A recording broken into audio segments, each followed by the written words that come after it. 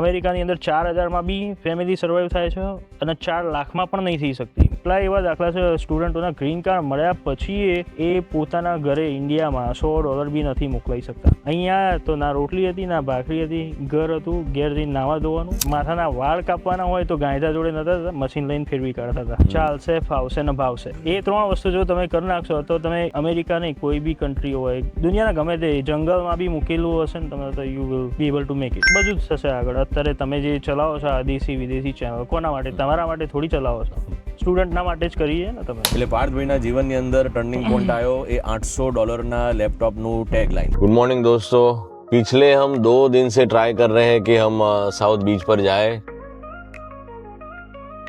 हमारी सुबह की सारी मीटिंग खत्म हो गई, फिर भी बारिश रुकने का नाम ही नहीं ले रही थी। मायामी में पूरा दिन निकालना बहुत ही मुश्किल हो रहा था हमें। मेरा एक बहुत ही करीब दोस्त फ्लोरिडा सैरासोटा के अंदर रहता है। हमने उसे कॉल किया आज कि भाई इफ ही इज अवेलेबल तो आज उसके घर चले जाते हैं।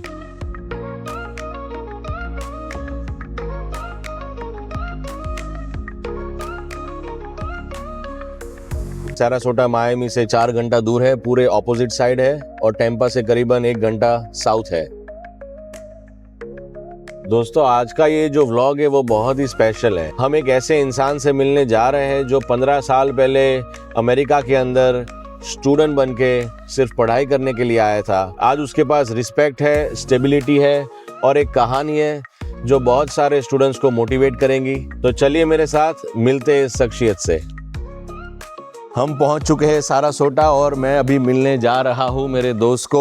एक समय ऐसा था कि ये कॉलेज के असाइनमेंट और पार्ट टाइम के जॉब के लिए इधर उधर घूम रहा था। आज इसे मिलने के लिए अपॉइंटमेंट लेनी पड़ती है। तो आइए देखते हैं कौन है ये शख्सियत।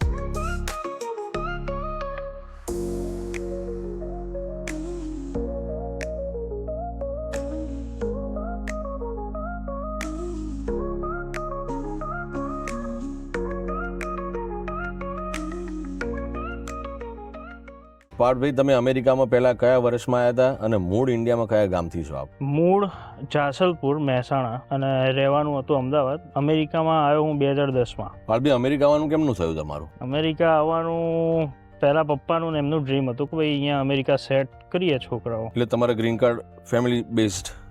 Family base Okay. Green card ઉપર આવ્યા. તો તમે ભણવા આવ્યા હતા પહેલા કે પછી સીધો એટલે હું ધંધો જ? ત્યાં હતો ઇન્ડિયામાં, ફાર્મસી કરતો હતો ત્યાં આગળ. અહીંયા આવીને ફાર્મસી જ પરસ્યુ કરવાની ઈચ્છા હતી આપણી. એ ડિગ્રી લેવાની, એમાંથી પ્રી ફાર્મસીમાં જવાનું, પછી બેચલર્સ ઓફ ફાર્મસી કરવાની, પછી રેસિડેન્સી કરવાની. એટલે એના ટોટલ કંઈક 8-9 વર્ષ થતા હતા આપણે ભણવાના. આપણે પરસ્યુ કર્યું, ચાલુ કર્યું થોડું. પછી 6 મહિના ગયા અને 6 મહિના પછી પેલો ઇન્સિડન્ટ બન્યો આપણો. પછી અહીંયા સ્ટોર હતો, સ્ટોરમાં પપ્પાને થોડી હેલ્પ કરતા હતા. પપ્પાનો સ્ટોર હતો કે પપ્પા જોબ કરતા હતા? જોબ કરતા હતા. જોબ કરતા હતા, ઓકે. અને તમે એ વખતે અમેરિકા આવ્યા, તમે અહીંયા ભણવા માટે આવ્યા. તમારા ડેડી જોબ કરતા હતા, તમે અહીંયા ભણવા આવ્યા અને તમે કોલેજની અંદર એડમિશન લીધું ફાર્મસી માટે? કરેક્ટ. ઓકે. પછી ફાર્મસી પતાવ્યું તમે કે પછી ના પતાવ્યું? ને ફાર્મસી તો એ 6-8 મહિનામાં જ આપણે બંધ કરી દીધું ભણવાનું. શું કારણથી તમે બંધ કર્યું? પછી આમાં તમે 8 વર્ષ થતા હતા.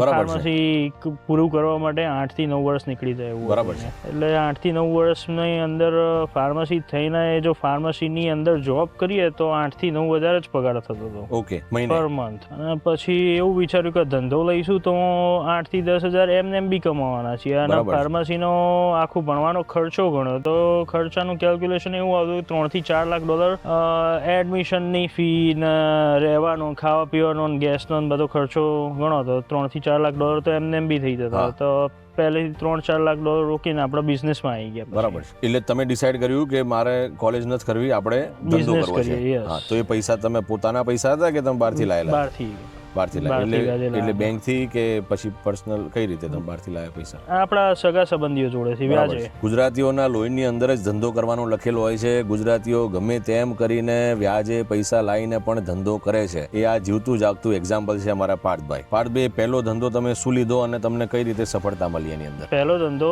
લિકર સ્ટોર લીધો હતો વેસ્ટ પામ બીચમાં. ઓકે. એમાં 6 લાખનો ધંધો હતો અને એ 6 લાખના ધંધાથી શરૂઆત કરી હતી પહેલા જ ધંધામાં. એ ધંધો સક્સેસફુલ રહ્યો. 3 વર્ષની અંદર તો બધું ચૂકવી દીધું હતું. શું વાત છે! તો તમે 3 લાખ વ્યાજે લઈને તમે ધંધો બાય કર્યો, તો એ ધંધો પછી તમે જાતે ચલાવ્યો કે પછી કઈ રીતે? જાતે જ કમ્પ્લીટલી 16 થી 17 કલાક દિવસના જાતે ઊભા રહીને ધંધો કરેલો હોય. હા 3 વર્ષની અંદર આપણે બધું પે ઓફ કરી દીધું. જે બહારથી લાવ્યા હતા એ બી અને જે ઓનર ફાઇનાન્સ હતું એ પણ. 3 વર્ષમાં થઈ જાય એટલું પે ઓફ? એટલે જાતે મહેનત કરીને જાતે આગળ આવો, તમારે સૂઝબૂછથી આગળ વધો તો યસ ઇટ્સ પોસિબલ. બાકી આજના ટાઈમમાં લોકો ધંધા બાય કરે છે પણ ધંધા લઈને એમ્પ્લોય પર ડિપેન્ડન્ટ થઈ જાય, એમ્પ્લોય મૂકી દે છે. એમ્પ્લોય ઉપર ડિપેન્ડન્ટ તમે ના થઈ શકો પહેલા જ ધંધાની અંદર. As long as you don't know all in and out, બધું ઇન એન્ડ આઉટ તમને ખબર પડી જાય અને પછી તમે સેકન્ડ બિઝનેસ કરો અને પછી તમે એમ્પ્લોય ઉપર ચલાવો, ઇટ્સ અ ડિફરન્ટ સ્ટોરી. પહેલા જ ધંધાથી એમ્પ્લોય થ્રુ કરવું એ તો ઇટ ડઝન્ટ મેક સેન્સ. તમે જે આ ડિસિઝન લીધું કે એજ્યુકેશન તરફ જવું, આમ ગેસિંગ તમારી જોડે ઓલરેડી બેચલર્સ ડિગ્રી તો હતી, રાઈટ? એવું નતું કે તમે 12મા પછી સીધા ધંધામાં? કરેક્ટ. તમે ઓલરેડી ભણેલા છો. ઓકે.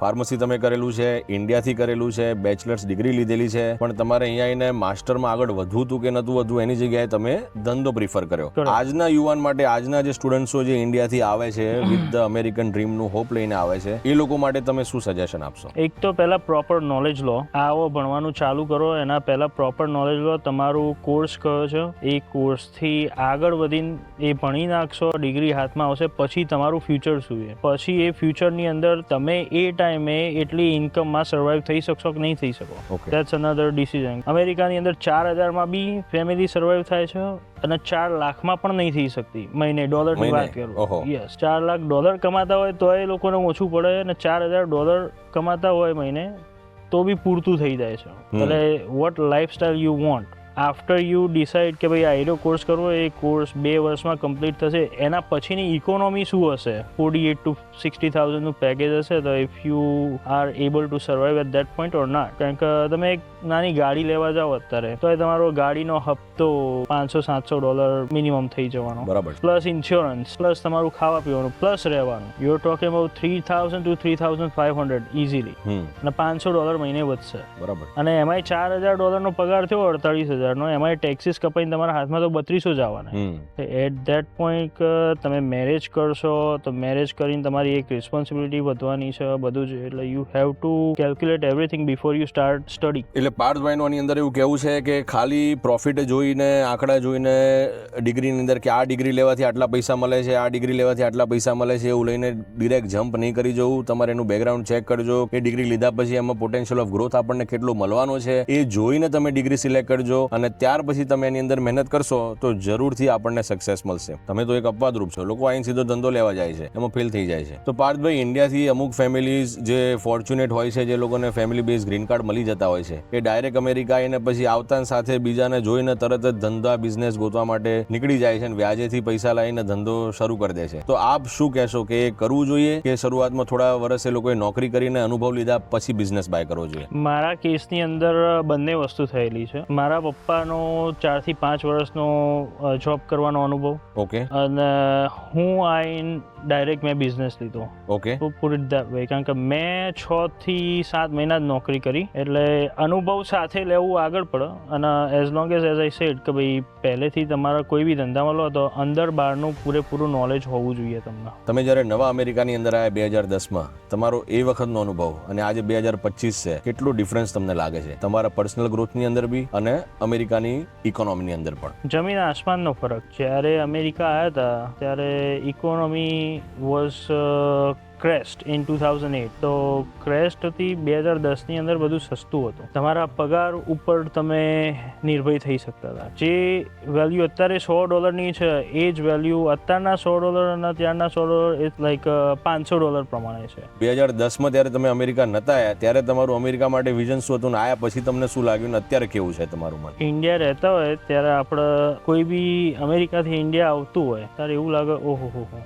આ તો કેટલા બધા પૈસાવાળા છે. એ ટાઈમે 2010માં 1/42 થતા હતા. તો લોકો ઇન્ડિયા આવતા હતા ત્યારે એવું લાગે કે વાહ, જબરજસ્ત લાઈફ જીવતા હશે. એટલે અમારા મહેસાણાવાળા સગા સંબંધીઓ જ અમારા ઘરે આવીને કે ભાઈ કોઈના માટે શૂઝ લઈને આવ્યા, ટી શર્ટ્સ લાવ્યા, આ તે. હવે એ ટાઈમે ખબર નથી કે આની વેલ્યુ શું. એ ટાઈમે આપણા માટે એ બહુ જ વેલ્યુવાળું હતું અને એ લાઈફ જીવવી હતી, એટલા માટે આપણે અમેરિકા આવવું હતું. અહીંયા આવ્યા પછી ખબર પડી કે ડોલર એ ગાડાના પૈડા જેવો જ છે. એવું નથી કે મહેનત કર્યા વગર કોઈ તમારા ઘેર મૂકી જાય છે. પહેલાં શરૂઆતના 4 વર્ષ મેં બહુ જ સ્ટ્રગલ કરી. એક ના એક 18 કલાક 17 કલાક 16 કલાક એવરી ડે કામ કરવું. અહીંયા તો ના રોટલી હતી ના ભાખરી હતી, ઘર હતું, ઘેર જઈને નાવા ધોવાનું અને પાછું આવીને સ્ટોરે કામ કરવાનું. મમ્મી ઘરેથી 15 થી 20 ભાખરીઓ અઠવાડિયાની કે 2 વીકની ભાખરીઓ હોય એ બાંધીને લઈને આવતા હતા. અમે